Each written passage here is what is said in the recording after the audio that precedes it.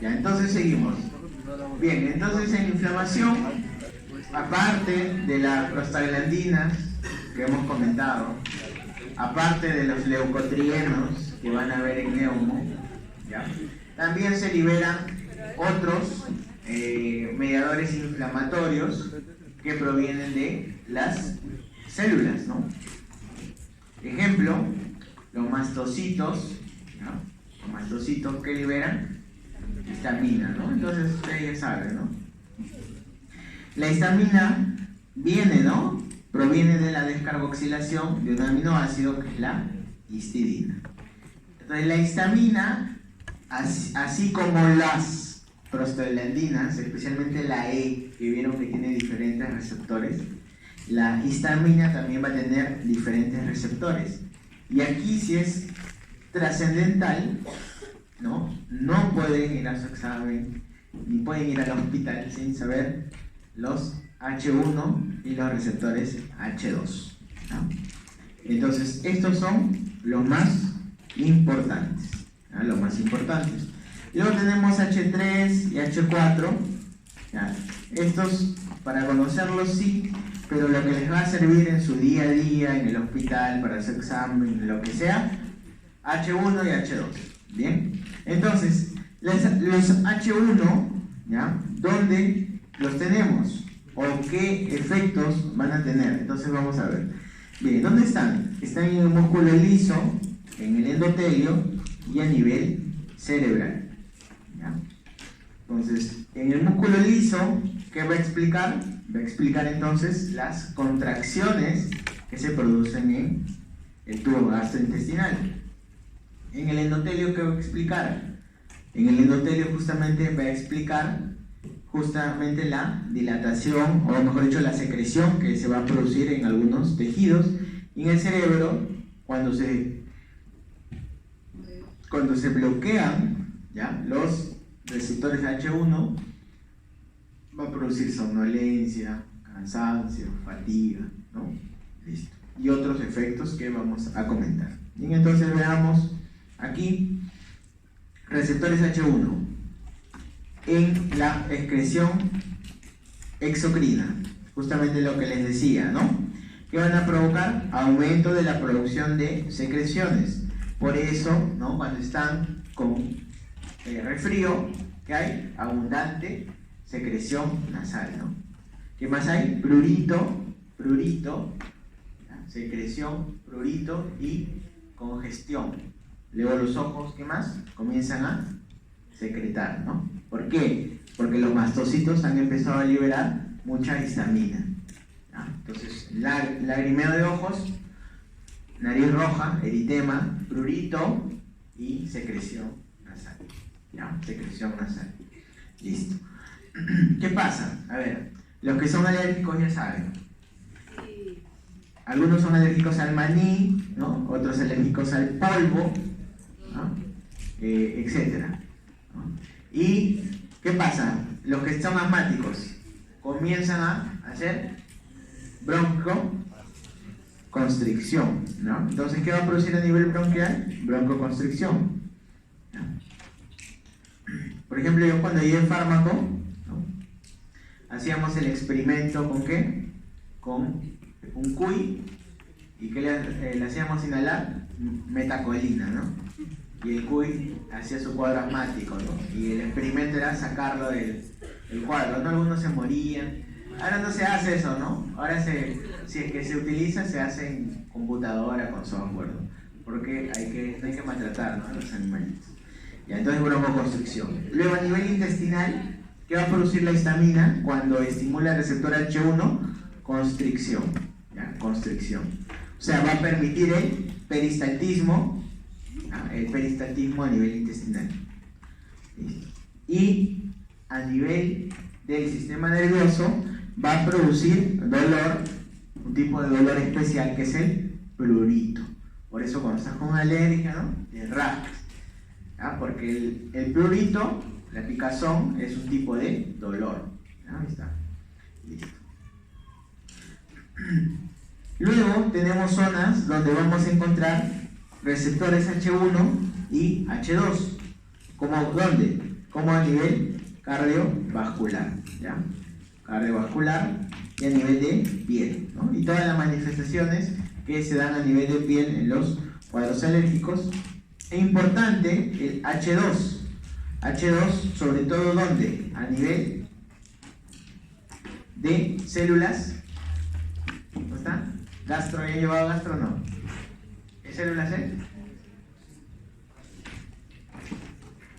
En el estómago, ¿se acuerdan, no? La secreción de ácido clorhídrico. ¿Quién la hace? Las células parietales, ¿no? Las células parietales. Entonces las células parietales, eso es así, ¿no? ¿Ya? ¿Esto qué sería? La luz, ¿no? La luz, o sea, el estómago, ¿no? ¿Y esto qué sería acá? La zona basal. O sea, acá está la circulación sanguínea. Entonces, esta célula parietal va a tener estímulos para la secreción de ácido. ¿Cuáles son los 3 estímulos? La acetilcolina. ¿Qué más? El receptor H2 de histamina. ¿Y qué más? La gastrina. ¿Ya? Entonces, son 3 estímulos para la secreción de ácido clorhídrico. No se ve, ¿no? Sí se ve, ¿no? Ya, acetilcolina, histamina a través del receptor H2 y la gastrina. ¿Listo? Y esto es en la zona basal, o sea, por la sangre están llegando estos estímulos. Pero en la punta de la célula, en la zona apical, en la luz, ¿qué tengo acá? La bomba, ¿no? ¿Qué bomba? De hidrogeniones, ¿no? Que intercambia hidrogeniones, ¿no? Saca hidrogeniones a la luz intestinal para la producción de ácido. Entonces, cuando yo utilizo fármacos como los inhibidores de bomba, que ya han visto en los casos clínicos, como omeprazol, lansoprazol, ¿dónde actúan esos fármacos? Esos fármacos van a bloquear acá, a la bomba. Y esa bomba se estimula a través de, justamente, acetilcolina, H2 o gastrina. Por lo tanto, ahí bloqueo todo yo, bloqueo todo. Por eso es un bloqueo casi completo, ¿ya? Y es el mejor que existe ahora, ¿no? Porque antiguamente, ¿qué dábamos? No utilizábamos omeprazol, sino que utilizábamos ranitidina. ¿Y ranitidina dónde actúa? A nivel de H2. Entonces, cuando yo bloqueo H2, estoy bloqueando uno de los 3 estímulos que tiene esa célula parietal para la producción de ácido. Pero acetilcolina y gastrina seguirán estimulando ¿a quién? A la bomba para que siga sacando hidrogeniones. ¿Ya? Ahí está. Entonces, por eso H2 es un tratamiento justamente o mejor dicho, es un blanco para la ranitidina para disminuir la producción de ácido clorhídrico, ¿no? Ácido clorhídrico.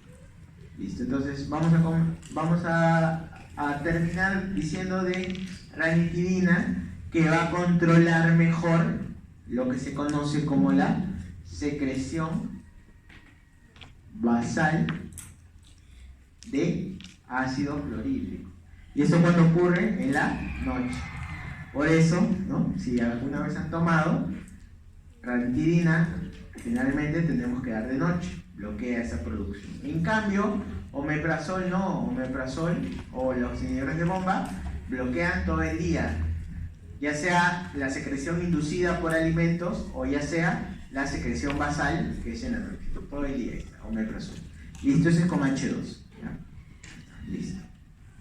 Entonces, H2, ¿dónde estaba? H2 se encontraba en estómago, principalmente, y también lo encuentro a nivel cardíaco, ¿no? En los mastocitos y en el cerebro. Pero nosotros queremos ver fármacos que bloquean justamente el receptor H1 y H2. ¿Ya? ¿Qué fármacos tenemos? Tenemos los agonistas, los bloqueadores son los antagonistas. ¿Y cuál está ahí? Anti-H1, ejemplo, cetirizina. Pero otros ejemplos, más antiguo todavía, que utilizamos hasta ahora, clorfenamina, ¿no? Clorfenamina está dentro de los fármacos H1.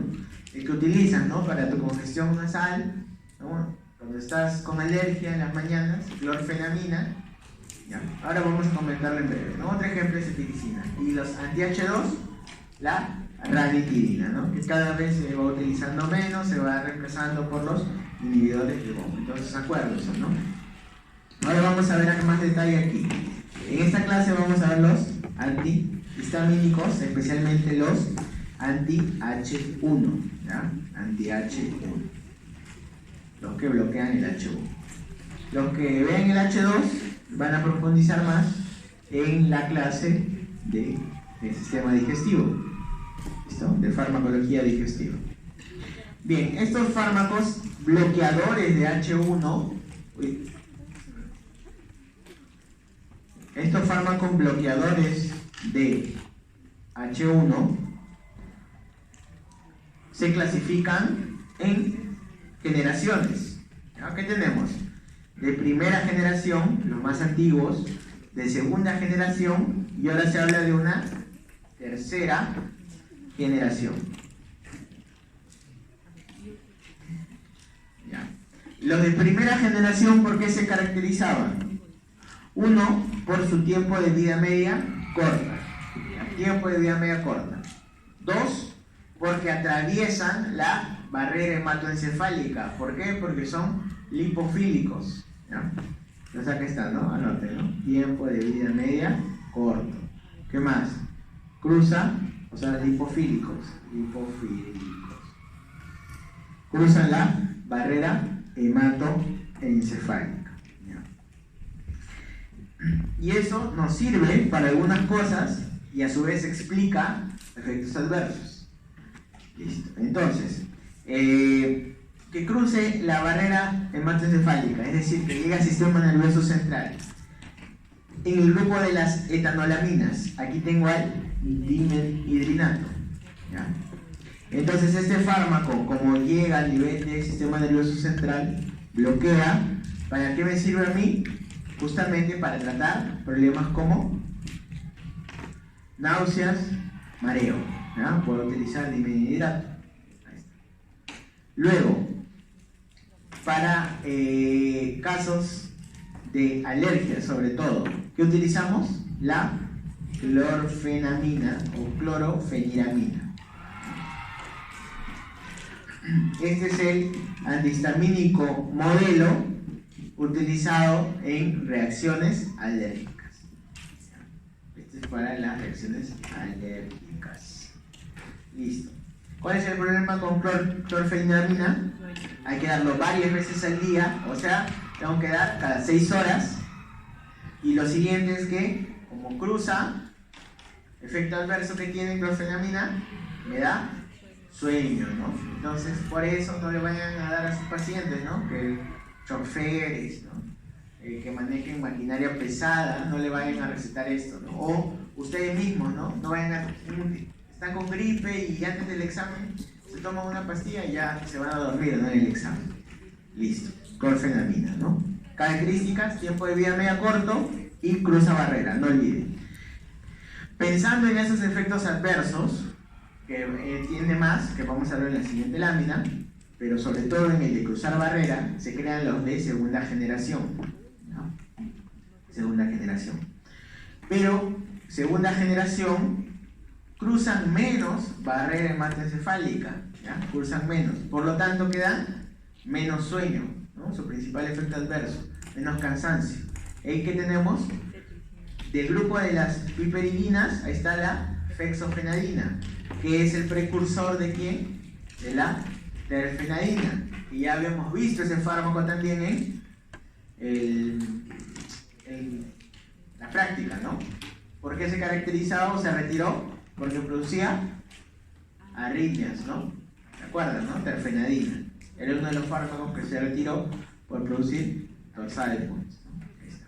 Y luego tengo otros utilizados principalmente por alergias, ¿no? Loratadina, cetiricina, ¿no?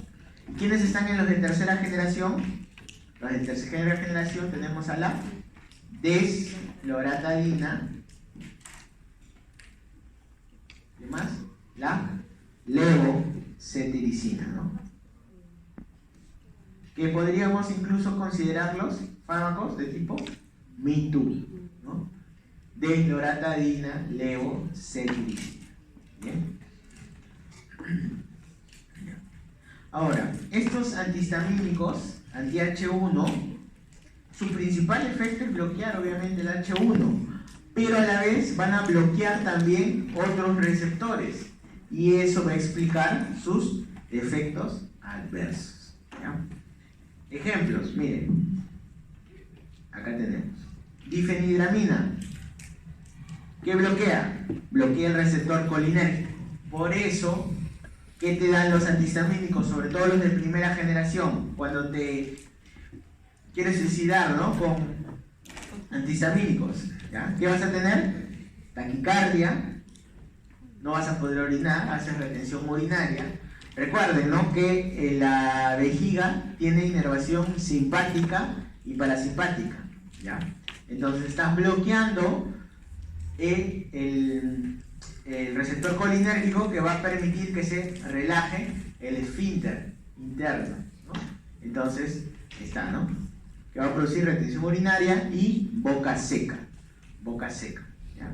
Después, ¿qué más hay? Hay hipertermia también, aumento de temperatura, característico, ¿no?, de la intoxicación entonces por antihistamínico. Boca seca, retención urinaria y taquicardia por bloqueo colinérgico. Luego hay bloqueo alfa-adrenérgico, que va a producir hipotensión, ¿ya?, mareo, sueño, ¿no?, y taquicardia también. Y cuando hay bloqueo serotoninérgico, aumenta el apetito. ¿Qué antihistamínico es especialmente utilizado acá para aumentar el apetito? Ciproheptadina, ¿no? Ahí está su Welton, ¿no? Welton han tomado, niños, ¿no? ¿No? El otro, bacalao, emulsión, ¿no? Algunas emulsiones, no sé si de esa marca, le agregaban ciproheptadina, ¿ya? Ciproheptadina. Entonces, le agregaban un antihistamínico, ¿para qué? Para darte hambre, ¿no? Entonces, los niños que no comen, los pediatras no lo recomiendan, ojo, ¿ah? Entonces, al doctor Ortiz, díganle a ver si utilizan. Una vez le dije, pero depende, ¿no?, cómo manejes tu paciente, ¿no? Entonces, si tienes un niño de 5 años, 6 años que no come, ¿no?, le das sus jarabe con ciproheptadina y va a estar pidiendo más. ¿El problema cuál es? Después que come, se duerme, ¿no? Se duerme. ¿Por qué? Ya dijimos, ¿no? Porque estos fármacos cruzan barrera hematoencefálica. Entonces ahí está, ¿no? Y los efectos sobre el bloquear el receptor de histamina propiamente dicho, ¿nos va a servir para qué? En el prurito, ¿no?, en la congestión nasal, en la rinorrea, pero el problema es que va a ser sedativo, ¿no? Y lo mismo, aumenta el apetito. Sedativo, disminuye el pensamiento, la velocidad del pensamiento, por eso no recomendado, ¿no? Antes del examen no van a tomar su antihistamínico. Bien, ¿qué efectos adversos vamos a encontrar con los antihistamínicos? ¿Ya? Su efecto anticolinérgico. Si mucha histamina me produce lagrimeo, ¿ya?, y congestión o rinorrea, entonces me voy para el contrario. Efecto adverso, boca seca y seroftalmia, ojo seco, ¿ya? Luego, como tiene bloqueo anticolinérgico, recuerden, ¿no?, también para la relación sexual está la mezcla, ¿no?, entre el simpático y el parasimpático, ¿no?, en la erección y luego la eyaculación. Entonces también va a producir disfunción sexual, ¿ya? Dificultad para orinar. ¿Por qué? Porque produce retención urinaria. Y también puede producir glaucoma o aumento de la presión intraocular, ¿ya? ¿Por qué? Porque la histamina, ¿qué hace? Constriñe el músculo ciliar, ¿no? Entonces, si está cerradito, no hay problema, pero le das antihistamínico, se abre y el ángulo que tenemos a nivel ciliar se reduce, no puede salir, no hay flujo dentro del ojo y aumenta la presión intraocular, ¿no? Aumenta la presión intraocular. Eso puede ocurrir por el uso de antihistamínicos. En el sistema nervioso central, ¿qué va a producir? Sedación, ¿no? Los niños, ¿qué va a estar? Poco estimulados, ¿no? Acá está el dibujo, ¿no? ¿Ya? Confusión y deterioro cognitivo. No te va a dejar pensar, ¿no? No te va a dejar pensar. Otros efectos adversos: aumento de peso, ¿no? Porque aumenta el apetito. Raro, ¿no? Pero puede haber hipersensibilidad al antihistamínico, o sea, el fármaco que utilizan para la alergia. ¿Te puede dar alergia? Sí, ¿no? Pero es raro. Es raro. En ese caso, ¿qué utilizamos? Corticoides. ¿Ya? En ese caso ya no utilizamos antihistamínicos, sino utilizamos corticoides. Porque el corticoide va a disminuir la respuesta total. ¿Ya? Total. Luego, prolongación del intervalo QT. Lo vimos, ¿no? Torsade points. ¿Por qué fármaco? Por la terfenadina. ¿Ya? Entonces, fexofenadina es el metabolito activo de la terfenadina. ¿Ya? Y este era un buen antihistamínico, pero por los efectos adversos que tenía a nivel cardíaco, se retiró del mercado. Y obviamente está la arritmia, que justamente es, ¿no? La torsade points. No olviden entonces, boca seca, aumento de apetito, ¿no? Confusión, retención urinaria, taquicardia, hipotensión y puede producir mareo.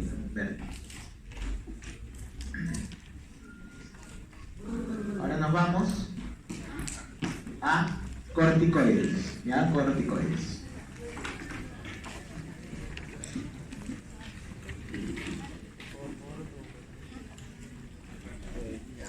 Ya.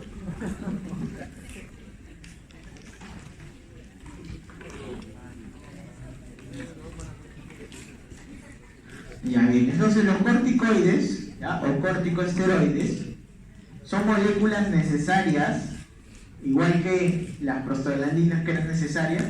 Ya, los corticoides también son necesarios, ¿ya? Porque ya saben, ¿no? Van a participar en el metabolismo, van a regular la respuesta inflamatoria, entre otras cosas.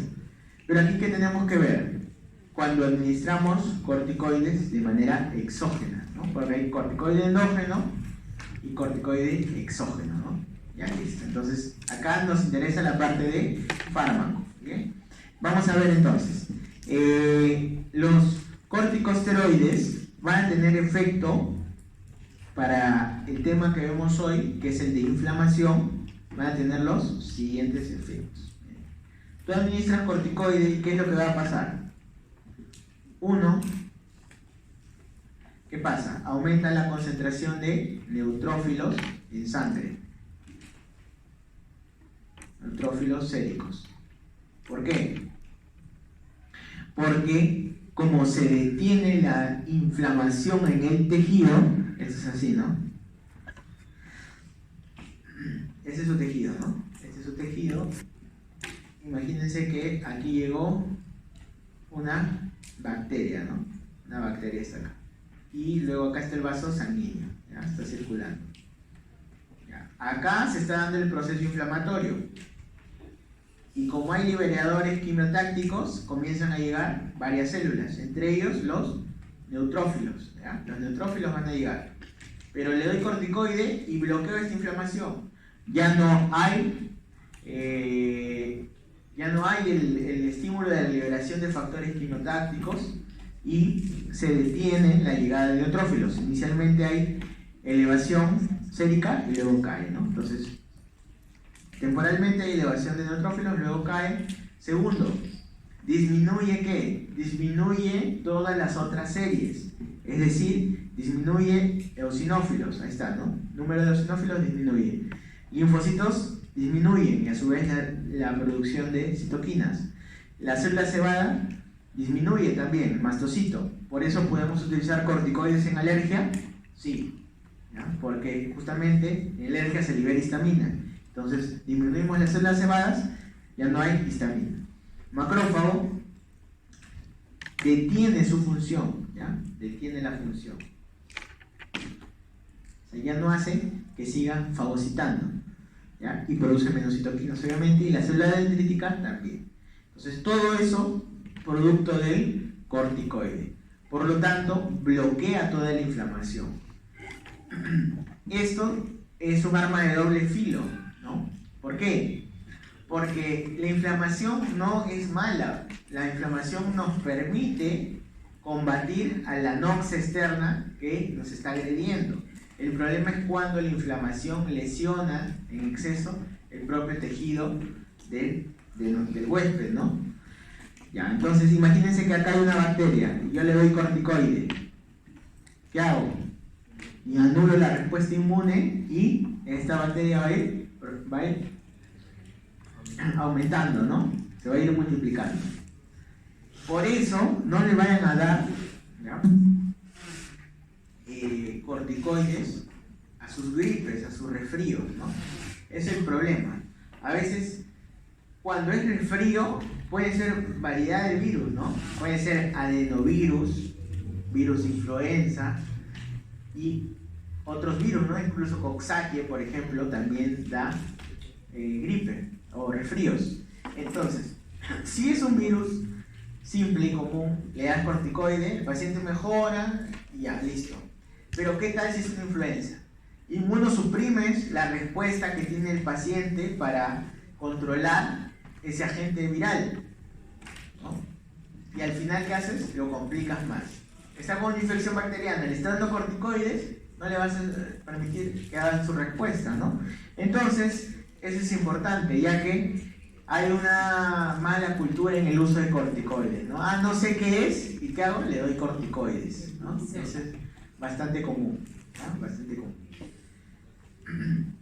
Y ustedes van a ver, ¿no? Incluso puede ser vía oral, puede ser inyectable. Pues vamos a ver en un rato las potencias, pero a ver, ¿algunos se habrán inyectado diclofenac con dexametasona alguna vez?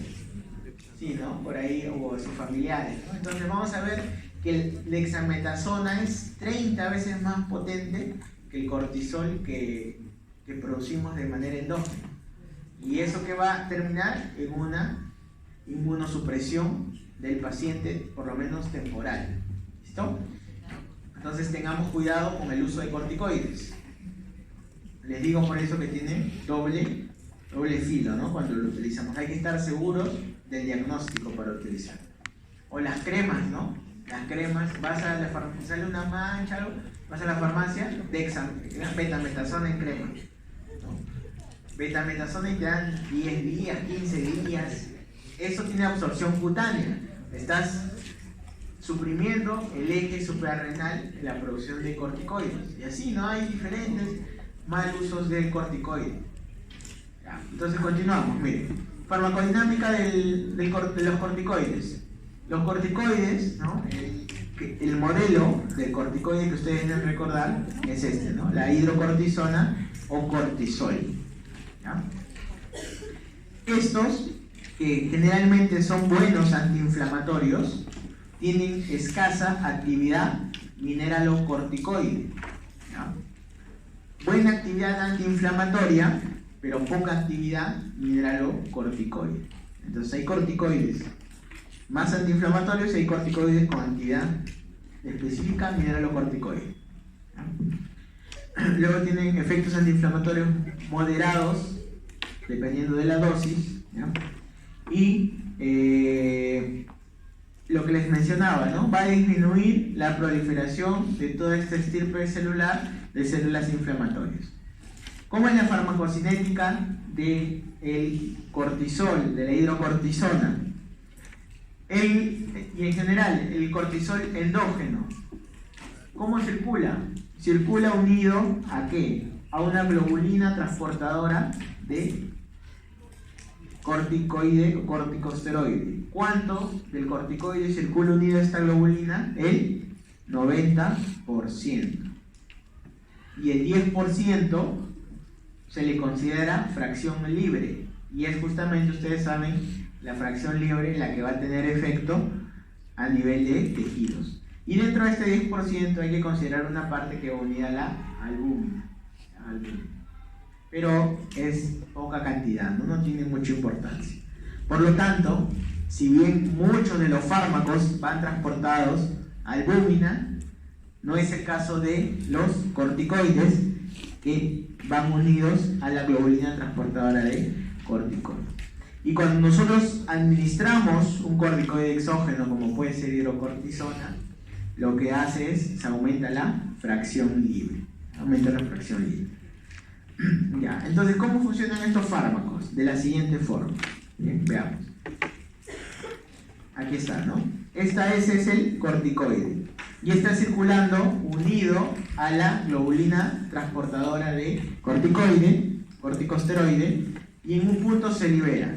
Cuando se libera, ingresa al citoplasma celular de la célula inflamada, y aquí se va a unir a un receptor. Pero este receptor, si se dan cuenta, está unido ¿a qué? A las chaperonas, ¿no? A las chaperonas o proteínas de choque de calor, ¿ya? Proteínas de choque de calor o chaperonas. Cuando se une el corticoide a este complejo receptor-chaperona, la chaperona se libera y queda solamente el complejo corticoide-receptor, que busca un igual. O sea, dos monómeros se unen y forman un dímero. Y ahora sí, así, unido con el receptor más el corticoide, ingresan ¿a dónde? Ingresan al núcleo de la célula. ¿Por qué? Porque los corticoides son fármacos que actúan dentro del núcleo, a nivel de DNA. Y dentro del DNA tenemos zonas como esta, ¿ya? Los CRE. O sea, son receptores específicos de los corticoides que están dentro del DNA, en la hebra del DNA. ¿Listo? Y esto, al ser estimulados, van a producir el mRNA y las proteínas de respuesta por el uso de los corticoides. Hay otras zonas dentro del DNA que se estimulan, sí. Por ejemplo, ¿cuáles? El factor nuclear kappa beta. El factor nuclear kappa beta también se estimula, y esto va a ir produciendo proteínas que van a inhibir a la respuesta celular, van a inhibir la inflamación. Este es un mecanismo que tiene a nivel nuclear, ¿listo? Pero además, ya habíamos visto, ¿se acuerdan, no? La membrana celular, y acá estaban los fosfolípidos. ¿Y qué enzima venía acá? La fosfolipasa A2. Los corticoides también bloquean la inflamación, bloqueando esta enzima. Entonces, son varios mecanismos. Uno es a nivel celular, estimulando zonas del DNA para la producción de proteínas, zonas específicas, como el factor nuclear kappa beta, como la zona CRE, y otra es mediante el bloqueo de la fosfolipasa A2. Entonces, de estas dos formas es que se va a bloquear la respuesta inflamatoria de los corticoides. Bien, y veamos entonces. Aquí, ¿qué tenemos? La hidrocortisona es el corticoide modelo. ¿Qué quiero decir con corticoide modelo? Que tiene la misma potencia que los glucocorticoides endógenos que producimos. ¿Cuánto al día de glucocorticoide endógeno se produce? Glucocorticoide endógeno entre 10 a 20 miligramos, ¿no? Ustedes ya saben, y esto se da en dos picos, ¿no? Un pico, ¿a qué hora es? A las 8 de la mañana, ¿no? Y otro pico a las 4 de la tarde, ¿no? Entonces, cuando te estresas, ¿no? Venir acá a la universidad, y cuando ya te estresas con el tráfico para ir a tu casa, ¿no? ¿Por qué? Porque justamente estas moléculas se estimulan con el estrés. Entonces, mientras más estresado vas a estar, más producción de glucocorticoides. Y el estrés puede ser, ¿no? Estrés mental o estrés físico, ¿no? Imagínense un deportista de alto rendimiento, está constantemente inflamado, hay estrés, producción de corticoides. ¿Ya? Listo. 8 y 4. Bien, entonces, veamos. Por eso les digo que el modelo es la hidrocortisona. ¿Ya? Si yo tendría una insuficiencia suprarrenal, no produzco glucocorticoide, y tengo que reemplazar la producción endógena de corticoide con hidrocortisona, generalmente ¿cuánto utilizo? De 20 a 30 miligramos al día. Entonces acá pongo, ¿no?, insuficiencia suprarrenal para reemplazar la producción interna de glucocorticoides, doy hidrocortisona entre 20 y 30 miligramos al día. Pero yo les dije, estos corticoides, que son los glucocorticoides, tienen acción similar a la endógena. Entonces son muy buenos antiinflamatorios, pero no tienen muy buen efecto mineralocorticoide, ¿no? Y en insuficiencia suprarrenal acompañamos el glucocorticoide, que es la hidrocortisona, de un mineralocorticoide, como puede ser la fludrocortisona. Ahí está. Solo en esos casos. Pero con fines terapéuticos tengo otros corticoides, como cuál, acetato de cortisona. Entonces veamos su potencia. Ustedes tienen que saber cuál es la potencia, ¿ya? Y sobre todo cuál, la potencia inflamatoria. Recuerden que estamos viendo inflamación. Entonces la hidrocortisona es como 1, el acetato de cortisona es como 0.8, ¿no? Vía tópica. La prednisona, seguramente también habrán tomado, ¿ya? Es como 4 su potencia, ¿ya? Su potencia es como 4, o sea, 4 veces más que la hidrocortisona, ¿ya?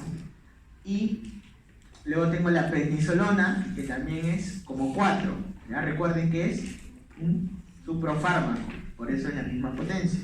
La metilprednisolona 5, triamcinolona 5, fludrocortisona tiene 10, pero no lo utilizamos como antiinflamatorio, sino por su efecto mineralocorticoide, recuerden, ¿ya? Y la dexa que tanto usan, ¿no? Miren cuánto tiene, 30, ¿ya? 30, su actividad antiinflamatoria es elevadísima. ¿Y a qué dosis yo consigo 30 veces más este efecto? A 0.75. Pero ustedes en la ampolla han visto que es 0.75. No, de 4 viene, ¿no? O sea, le estás dando casi 150 veces más de lo que tú produces. ¿Eso qué va a dar? Obviamente, pues va a detener toda la respuesta inflamatoria, ¿ya? 150 veces más. ¿Y qué efectos adversos vamos a encontrar, pues, con estos fármacos? A nivel digestivo, ¿qué creen que va a dar? Sangrado, pues. ¿Por qué? Porque ¿qué está inhibiendo? Toda la vía de las COX, porque actúa arriba. Entonces ya no hay protección por parte de la prostaglandina 2, por parte de la prostaglandina I. Hay sangrado. Imagínate entonces si mezclas corticoides con AINES. El riesgo de sangrado se eleva. Entonces corticoides con AINES, alto riesgo de sangrado. ¿Qué más? A nivel renal, lo mismo. ¿Qué te va a dar? Falla renal. ¿Por qué? Porque hay disminución de las prostaglandinas que van a vasodilatar la arteriola aferente. A nivel del sistema nervioso central, ¿qué puede ocasionar?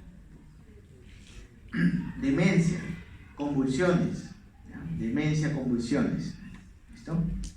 Luego puede haber eso ya es más raro, ¿no? Hipersensibilidad a corticoides.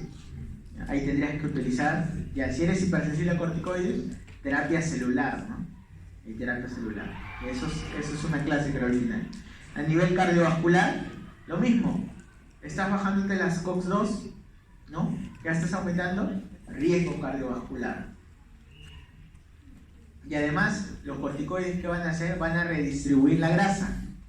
Entonces, van a favorecer o van a crear un ambiente lipogénico, por lo tanto aumenta las placas de aterómero, por eso también aumenta el riesgo cardiovascular. Renal genitourinario también ya dijimos, a nivel genitourinario puede producir atrofia, ¿no? Atrofia a nivel genitourinario y va a aumentar, ¿qué cosa? Las infecciones urinarias. ¿Por qué? En la uretra, la mucosa de la uretra está preparada ¿para qué? Para protegernos, ¿no? Todas las membranas mucosas están preparadas para las noxas, ¿no? Hay una inmunidad innata ahí con las membranas. Pero si yo estoy dando corticoide, ¿qué estoy haciendo? Inmunosuprimiendo. Entonces mis mucosas ya no me defiende. ¿Qué voy a tener entonces? Más infección urinarias, y a nivel de boca, de faringe, si la mucosa oral ya no está protegida, va a proliferar un hongo. ¿Cuál es? La cándida, ¿no? La cándida entonces es un hongo que podría ser normal ¿en quiénes? En los neonatos, el muget oral, ¿ya? En los bebitos. Pero si tú ves cándida en un adulto, en boca, ya entonces piensas que está inmunosuprimido, ¿no? Ya por atrás veo, no, eso no es, ¿ah? Ya, entonces es porque está inmunosuprimido, ¿listo?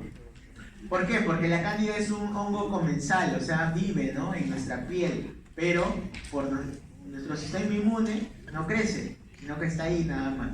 Pero bajan las defensas y ahí comienza a aparecer, ¿no? Inmunosuprimidos entonces tendrán hongos orales, hongos nasofaringios, cándida, más infecciones urinarias, porque las mucosas ya no defienden, ya está. A nivel muscular, ¿qué va a producir? Atrofia muscular. Entonces, ¿cómo reconoces a una persona que está en consumo crónico de corticoides? Tienes que acordarte del síndrome de Cushing, ¿no? ¿Cómo es? Un barrigón, ¿no? Barrigón. Luego miren, ¿no? Acá su jiba, su cara bien redonda, ¿no? Cara de luna llena, grasienta, así. Y sus extremidades son bien delgadas, ¿no? Son bien delgadas. ¿Por qué? Porque los corticoides producen atrofia muscular, redistribución de grasa, la lipodistrofia que les decía. Por eso el paciente está así, ¿ya? ¿Qué más va a tener? A nivel endocrino, ¿ya? Va a producir supresión del eje suprarrenal. ¿Qué quiere decir eso? Si yo diariamente estoy produciendo 10 a 20 miligramos de cortisol y comienzo a tomar mi cortisol externo, mi prednisona. ¿Por qué? Porque de repente tengo una enfermedad reumatológica, entonces estoy tomando, ¿no? Tengo una vasculitis y tengo tratamiento crónico con corticoides. ¿Qué creen que va a pasar? El eje se suprime, ya no funciona, ¿no? Por el feedback. Entonces ya no funciona el eje y ese es a nivel endocrino. El Cushing es otro problema a nivel endocrino. Por eso un paciente que le están dando corticoides, tú no le puedes cortar el corticoide de golpe. ¿Por qué? Porque no le das tiempo a que su eje se recupere. Entonces, en un paciente con consumo crónico de corticoides, ¿cuántos días? ¿Qué dicen los estudios? A partir de los 10 días, ya ese eje ya está comprometido.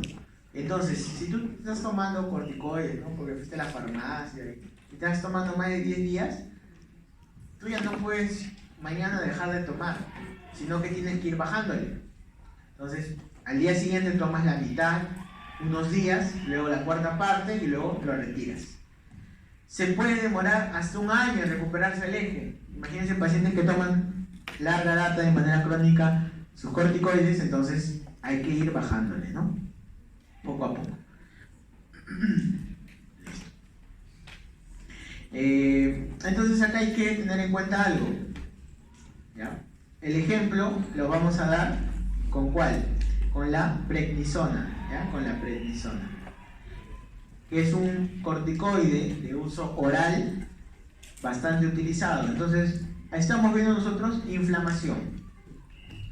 Nosotros vamos a utilizar prednisona como dosis antiinflamatoria, generalmente menor a 0.5 miligramos por kilo, ¿ya? Pero cuando yo quiero inmunosuprimir a la persona por alguna indicación médica, imagínense, va a recibir un trasplante, hay que hacer inmunosupresión, ¿no?, o cualquier otra indicación. Entonces, la dosis inmunosupresora es mayor, ¿ya? Más de 1 miligramo por kilo, ¿ya? Más de 1 miligramo por kilo. Y con esta dosis ya van a ver los efectos adversos, ¿no?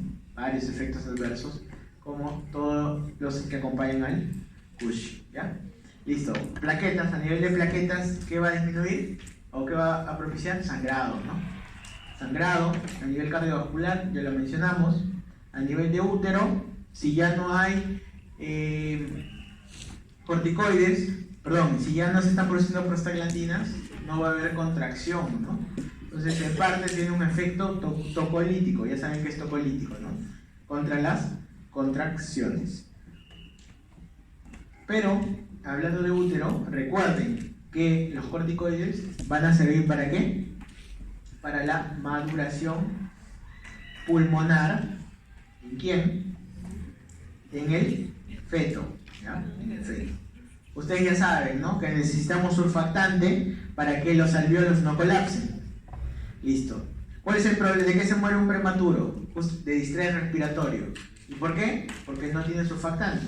Entonces, ¿qué hace el corticoide? Estimula los cuerpos lamelares, ¿ya? Que están a nivel alveolar, para la liberación de surfactante pulmonar, ¿ya? Porque el surfactante ya está producido, lo que falta es que se libere, ya tiene que liberarse, para eso se utiliza. A nivel de ojo va a producir seroftalmia, ¿ya? Puede producir glaucoma también. A nivel gastrointestinal, sangrado. En hueso, osteoporosis, ¿no? No olviden, ¿no? Osteoporosis, cuando se utiliza de manera crónica, ¿ya? Osteoporosis. Neuropsiquiátrico, ya lo habíamos mencionado, puede producir demencia y predispone a las infecciones, ¿no? No vayan a dar, pues, hay que tener cuidado en pacientes que creen que es una tos por inflamación faríngea y en realidad es tuberculosis, ¿no? Y le están dando corticoides, ¿no? Entonces, por eso examinen bien, ¿no? Listo, vamos a acabar con gota, ¿no? Estamos en tiempo todavía, ¿no? Se van al inglés, me han dicho. Ya. Gota es breve, ¿no? ¿Qué es gota? ¿Qué es la gota? Es una artritis, ¿no? Que se produce ¿por qué? Por el depósito de cristales de ¿qué? De ácido úrico, ¿no?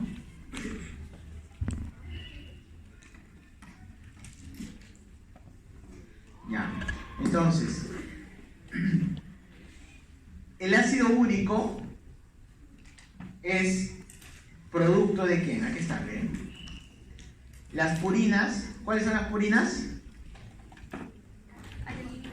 Adenina y guanina, ¿no? Adenina y guanina. Ya. Entonces, cuando las células se van haciendo lisis, van haciendo apoptosis, nos quedamos con gran carga de DNA. ¿Ya? Entonces, hay que hacer catabolismo de estas purinas, ¿no? De estas bases, adenina, guanina. Y aquí, para realizar este metabolismo, tenemos una enzima importante, ¿ya? ¿Cuál es? La xantinooxidasa.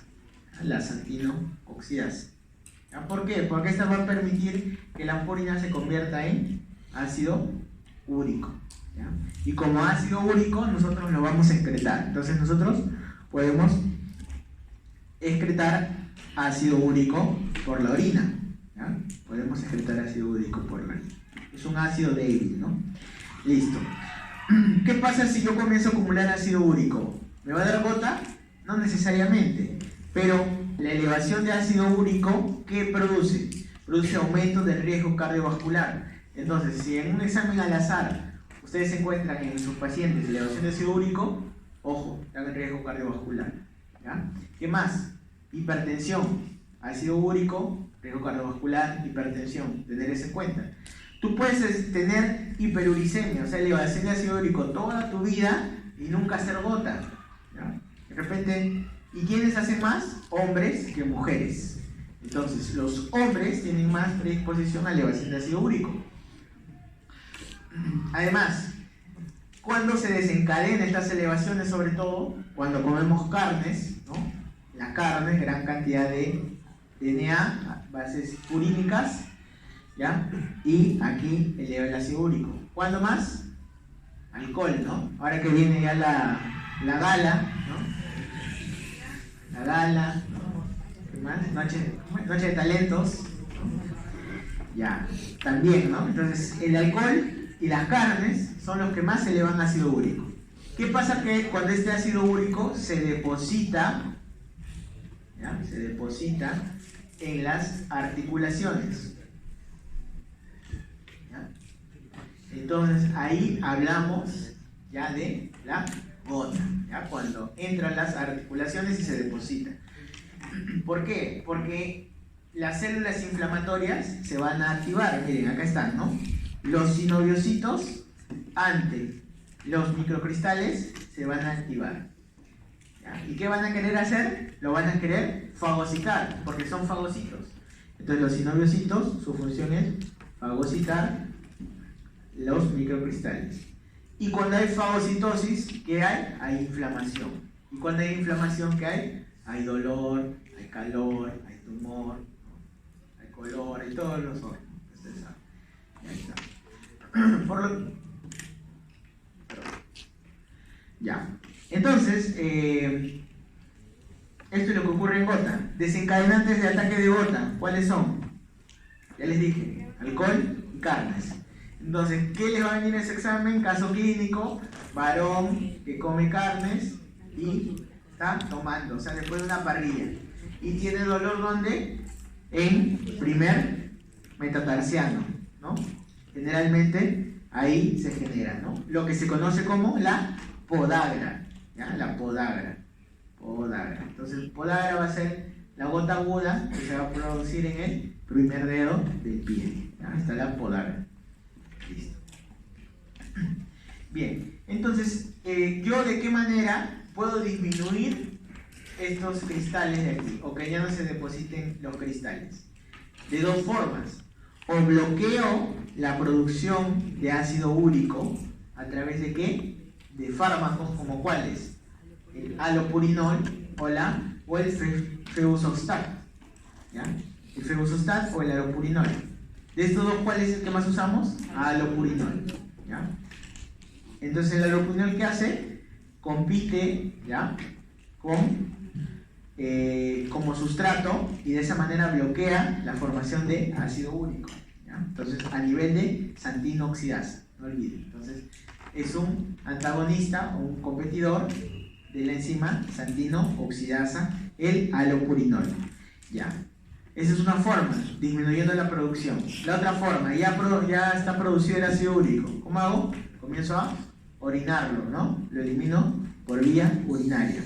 ¿Y ahí qué tengo? El probenecid. ¿Qué fármaco? El probenecid. Entonces el probenecid me va a ayudar a eliminar ácido úrico. Pero ya lo hemos dicho, ¿no? Que el probenecid va a tener interacción ¿con quién? Con las aspirinas. Porque aspirina a dosis baja, ¿qué hace? Aumenta, ¿ya? La concentración de ácido úrico en sangre. ¿Por qué? Porque el transportador, ¿no? De bases, o mejor dicho, de ácidos débiles, que está a nivel de túbulo proximal, va a ser común, ¿no? O se va a inhibir, o mejor dicho, la aspirina le va a ganar ¿a quién? Al ácido úrico. Y entonces no olviden que la eliminación de ácido úrico entonces se va a dar ¿en dónde? En túbulo proximal, ¿ya? Y ahí, bueno, le va a actuar el probenecid. Listo. ¿De qué otra forma podría evitar que ocurra esta inflamación? Aquí, ya, con colchicina, ¿ya?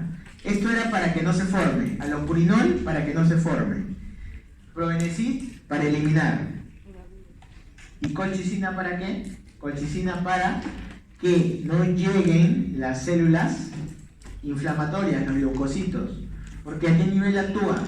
A nivel de la tubulina, ¿ya? Bloquea la tubulina. Entonces, ¿qué pasa? No hay migración de leucocitos a la zona inflamatoria y no va a haber inflamación. Por eso la colchicina también se utiliza en otro tipo de inflamaciones, como pueden ser miocarditis. También puedo utilizar colchicina. No es exclusivo, ¿no?, de la gota. Ya. Pero ¿qué pasa? ¿No? Miren, esto tiene una cronología. Acá tengo mi ataque agudo, podagra, ¿no? Gota aguda. Luego tengo un periodo en el que no voy a tener otra crisis, y acá tengo otra ataque de gota agudo. Y este sería el periodo intercrisis. Y obviamente todo eso es una gota crónica.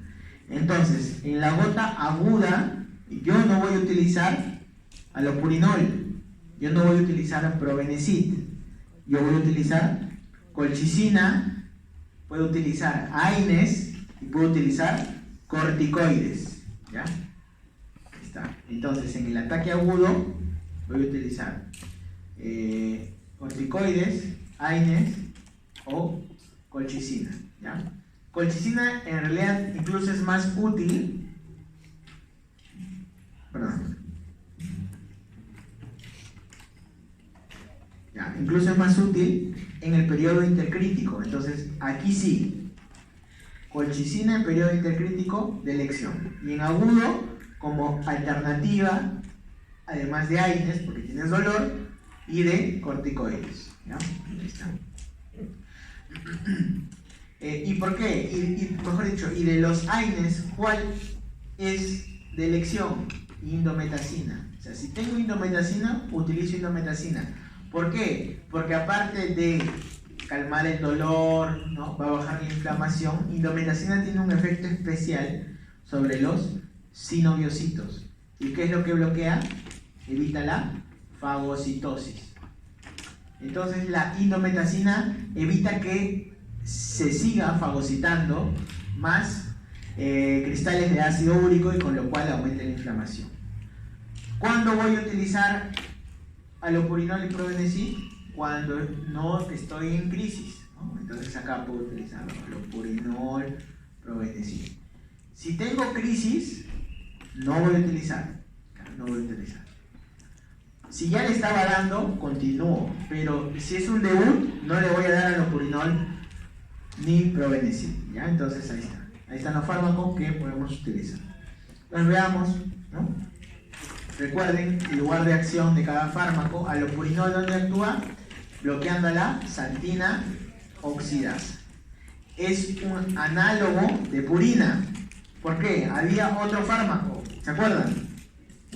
Febuxostat. Febuxostat no es análogo de purina. ¿Ya? Febuxostat no es análogo de purina. Y este sí es análogo de purina. Compiten entonces, ¿ya? Análogo de purina, bloquea la xantina oxidasa, disminuye la producción de ácido úrico. ¿Ya? Si le doy a un paciente, ¿no? Voy a más bien aumentar el cuadro en gota aguda. Así que en gota aguda hay que tener cuidado con este fármaco. ¿Listo? Probenecid, ¿qué hace? Va a aumentar la excreción urinaria de ácido úrico. ¿Ya? ¿Por qué? Inhibe la reabsorción. ¿A qué nivel? Les dije, túbulo proximal. Pero hay que tener cuidado, ¿no? ¿Por qué? Porque si yo estoy aumentando la excreción de ácido úrico, puede haber tanto ácido úrico que el ácido úrico puede precipitar y va a producirse cálculo. ¿Ya? Cálculo. Listo. ¿Qué otros efectos adversos comunes tiene? Náusea, diarrea, vómitos. ¿Ya? También es bastante común con probenecid. Crónicos entonces, para crónicos, allopurinol, probenecid. Agudos, colchicina, indometacina y corticoides. ¿Ya? Corticoides, listo. Indometacina ya les dije, obviamente inhibe COX, pero acá lo interesante es que inhibe la fagocitosis de los cristales de ácido úrico, por eso utilizamos especialmente en gota. Ustedes ya saben los efectos adversos que va a producir. Y colchicina, otro problema con colchicina que va a producir, náusea, diarrea, vómito. Cuando elevamos las dosis es bastante común, sobre todo las diarreas, ¿ya? Sobre todo las diarreas.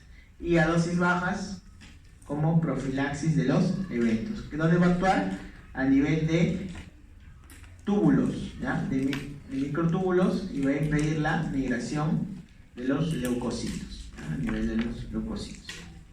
Listo, chicos, ahí nos quedamos, ¿ya? Gracias.